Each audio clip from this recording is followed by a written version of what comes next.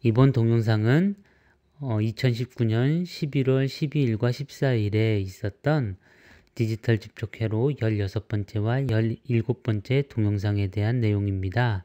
딜레이에 대한 네 번째, 다섯 번째 강의였고요. 우리는 계속해서 RC 딜레이 모델에 대해서 학습을 하고 있습니다. 이그젬플 4.2를 다루고 있는데요.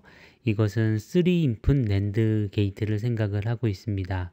3개의 엠모스펫이 직렬로 연결되어 있고 3개의 피모스펫이 병렬로 연결이 되어 있죠.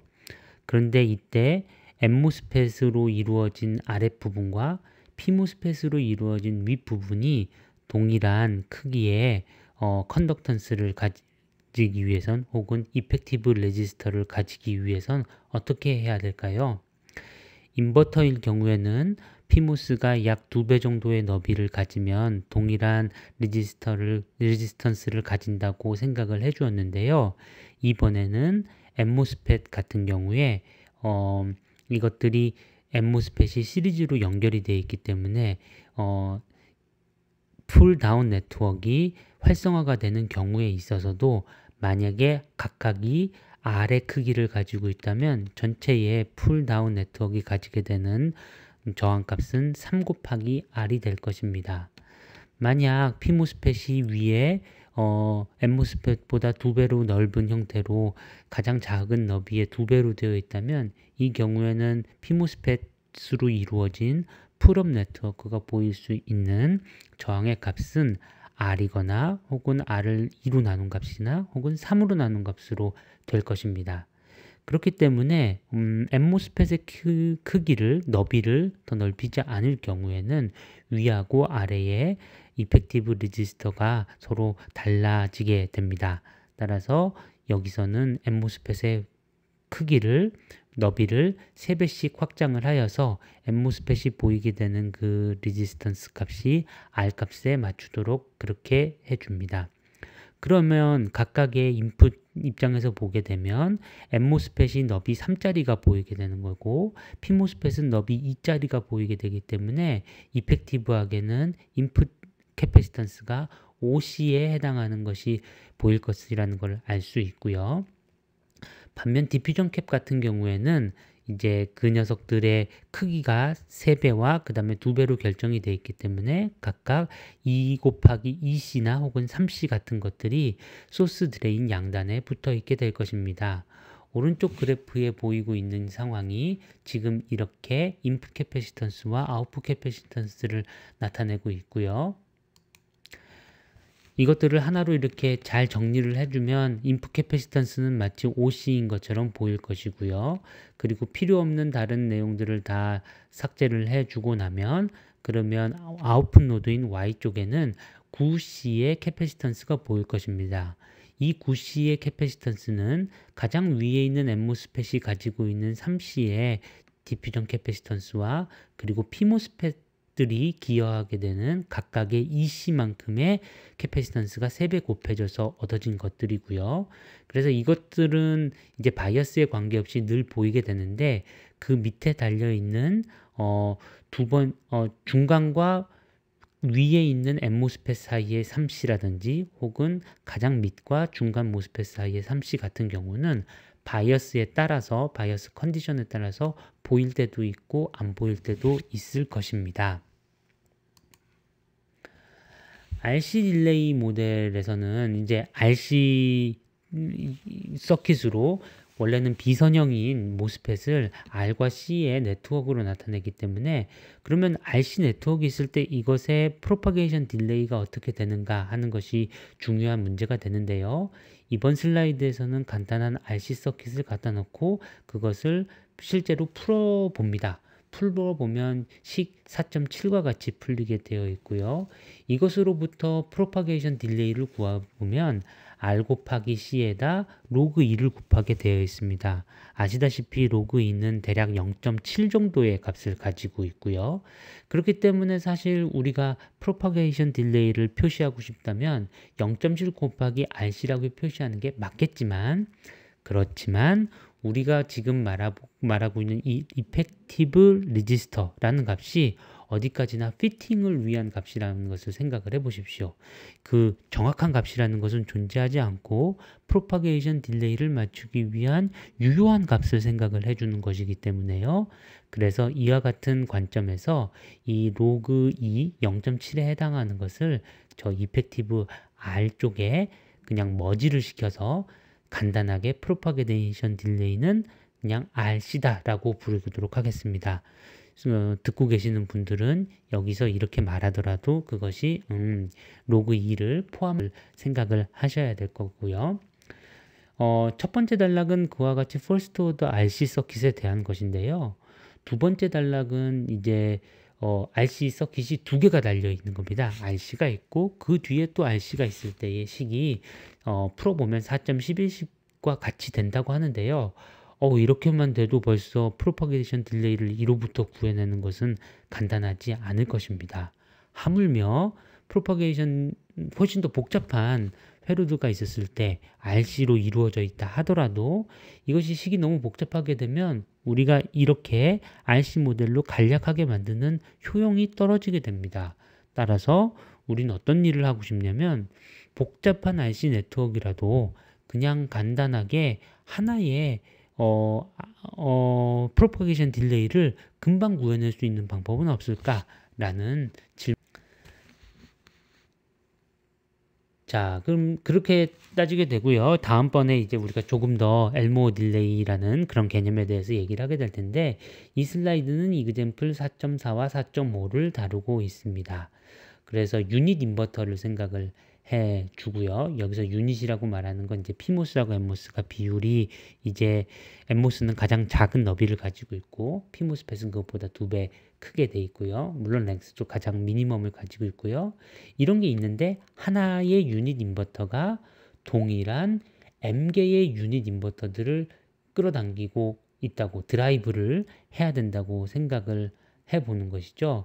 그렇게 되면 이펙티브 R은 어떻게 될까요? 뒤에 있는 M개의 인버터들은 전혀 R에는 기여를 하지 않죠. 이펙티브 R은 그냥 R이 될 것이고요. 그런데 캐패시턴스는 자체적으로 가지고 있는 3C가 있을 거고 그리고 뒷단에 있는 인버터 하나하나들이 각각 3C씩 기여를 하게 될 텐데 이런 것들이 M개의 카피가 있을 것입니다. 그렇기 때문에 이그젬플 4.4의 답은 3 더하기 3C에다 RC를 곱한 만큼이 되겠네요. 그런데 이번에는 그 M개의 M개의 그 로드들을 드라이브하는 맨 앞에 붙어 있는 인버터가 유닛 인버터가 아니라 W만큼 더 크다고 생각을 하면 어떻게 될까 하는 것입니다. 이 경우에는 R 값이 더 이상 R이 아니고 R을 W만큼 나눠주는 정도로 더 파워풀을 하게 되겠죠. 그렇기 때문에 이 값을 고려를 해주게 되면요. 이것은 다음과 같이 쓰여질 수가 있을 것입니다. 네, 여기서 나와 있는 것처럼 쓸 수가 있겠죠. 자, 그리고 이번 슬라이드가 엘모어 딜레이에 대한 것인데요.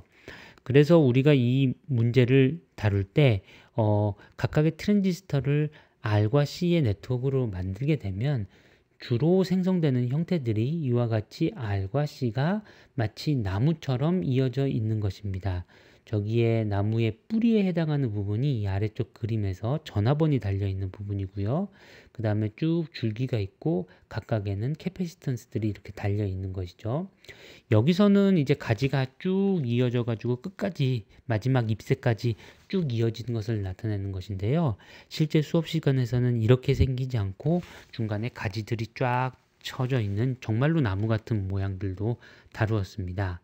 그런데 어쨌든 이렇게 트리가 주어져 있을 때 그 노드에 해당하는 엘모어 딜레이를 구하라 라고 말하게 되면 그것은 그 노드에 붙어 있는 캐패시터만을 전압을 올리면 되는 것이 아니라 그 앞전에 있는 모든 캐패시터들을 다 충전을 해야지만 그 다음에 우리가 생각하고 있는 그 캐패시터도 올라가기 때문에 쉽게 말해 가지고 거기에 해당하는 것이 만약에 n번째 캐패시터에 대해서 다루고 있다면 R1에서부터 Rn까지의 썸과 RC만을 곱한 그거와 CN을 곱한 것만으로 값이 주어지지 않게 되고요. 그 전에 있는 C1이나 C2, C3 같은 것들도 다 컨트리뷰션이 있게 된다라는 것입니다. 이때 각각의 그 C들 앞에 붙게 되는 개수는요, 그 저항에 해당하는 그 값들은 어떻게 생각을 하냐면 우리가 바라보고 있는 현재 다루고 있는 노드까지 오는 그 브랜치 경로가 있을 거고요. 그다음에 우리가 지금 다루고 있는 그 썸을 하려고 하는, 예를 들어서 CN을 생각을 하고 있는데 C1이나 C2를 생각을 하게 되면 C1이나 C2까지 오는 경로가 또 존재하게 될 것입니다. 이 경로들의 인터섹션을 구하게 되고요. 그 인터섹션의 저항값을 곱해주면 된다라고 딜레이에 대한 5번째 강의인 L17에서 17번째 렉처에서 열심히 설명을 했었습니다.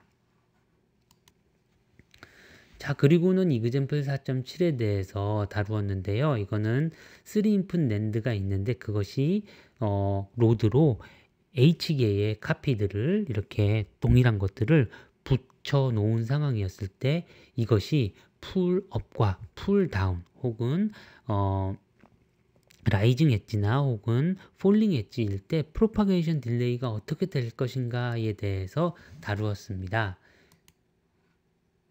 네, 이것은 뭘까요?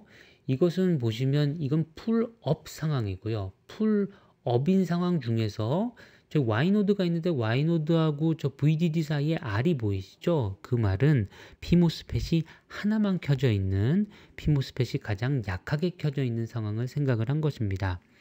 피모스펫이 하나만 켜져 있으니까 그러면 엠모스펫은 사실 몇 개가 켜져 있을까요? 엠모스펫은 2개가 켜져 있겠죠. 오직 하나만 꺼져 있을 텐데 그 상황은 여러 가지 경우가 있을 것입니다. 예를 들어서 탑 엠모스펫이 꺼져 있을 경우, 그 다음에 미들에 있는 엠모스펫이 꺼져 있을 경우, 아니면 가장 밑에 있는 바텀 엠모스펫이 꺼져 있을 경우. 지금 현재 보고 계신 요 그림은 바로 바텀에 있는 녀석이 꺼져서, 그래서 중간에 있는 저 3C나 3C 같은 것들이 다 연결이 되고 있는 상황이죠. 이 경우에는 이제 노드에 대한 Y 노드에 대해 가지고 엘모 딜레이를 구할 때 저기 붙어 있는 9 더하기 OH에 C를 곱한 값만이 아니라 저 뒤에 있는 3C나 더 뒤에 있는 3C 같은 것들도 다 고려를 해줘야 합니다. 다만 이 슬라이드에서 나온 이 프로파게이션 딜레이, 라이징 엣지에서의 프로파게이션 딜레이 값은 이런 경우에 대해서 다룬 것이 아니고요. 저 위에 있는 R과 그 다음에 9 더하기 OHC만을 곱해서 얻어진 것이므로 이 상황은 어떤 거에 해당하는 거냐면 탑 엠모스펫이 턴업된 상황을 다루고 있다고 할 수 있겠네요. 자, 반면 이제 이거는 풀 다운이 되는 상황이고요. 이 경우에는 모든 엠모스펫은 다 켜져 있어야 되고요. 모든 피모스펫은 다 꺼져 있어야 되기 때문에 이것이 유일한 상황이 되겠습니다. 이 경우에 대해서 Y노드에 대해서 엘모 딜레이를 구하기 위해서는요. 저 Y에 연결된 9 더하기 OHC에 대해 가지고는 R만큼이 3분의 R, 3분의 R, 3분의 R의 썸인 R만큼이 필요하게 될 것이고요.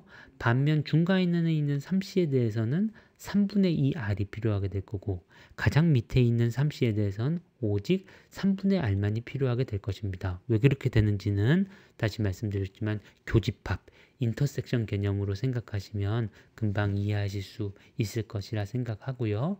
그것들을 다 썸을 하게 되면 다음과 같이 얻어지게 됩니다. 자, 이것들을 이렇게 보고 나니까 우리가 알 수 있는 것들이 라이징 엣지든 폴링 엣지든 간에 이 프로파게이션 딜레이가 다음과 같은 함수로 나타나게 된다는 걸 알 수가 있습니다. RC는 공통이니까 빼면 숫자 9나 12 같은 것들이 있고요. 이것은 H에 비례하지 않는 항이고요. 그 다음에 뒤에 붙는 OH가 있는데 이거는 H에 선형적으로 비례하는 항이라는 걸 알 수가 있습니다. 뭐 어찌 보면 당연하겠죠.